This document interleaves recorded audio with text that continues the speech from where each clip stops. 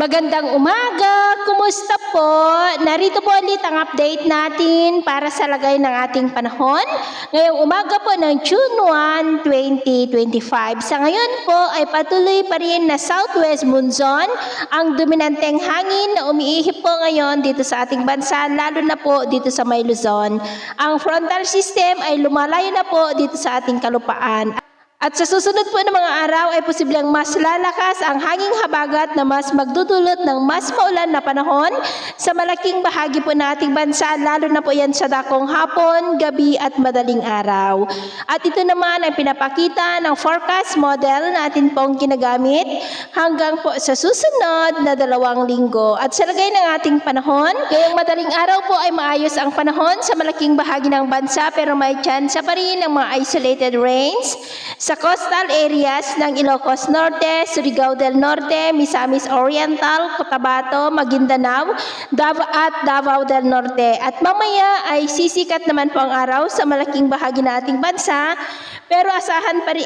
pero may mga tsansa pa rin po ng maulap na kalangitan na may mga pulupulong pag-ulan sa ilang bahagi ng Pangasinan, lalo na sa may coastal areas, Zambales, Bataan, ilang bahagi ng Metro Manila, Davao, Digos, General Santos, Coronadal, Tacurong at Mati.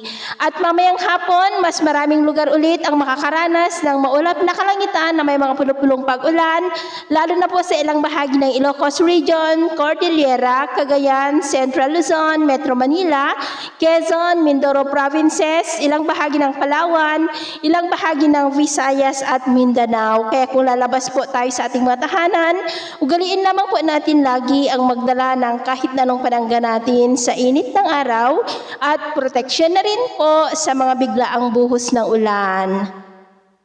At sa atin naman pong mga baybayin, dahil po sa pag-iral ng hanging habagat ay tumataas na po ang mga alon sa mga baybayin ng Batanes, Calayan Islands, Dalupiri Island, Ilocos Norte Seaboard, Ilocos Sur, Bacnotan, La Union, Bolinao, Dasol sa may Pangasinan at seaboard ng Zambales. Na ang mga alon dyan ay posible po na aabot hanggang sa 1.8 to 2.9 meters height. Kaya hanggat maaari po ay iwasan na muna natin ang papalaot dyan sa mga may kulay pula para po mas makaiwas sa mga sakunang pangkaragatan. So yun po ang latest update natin sa araw na ito.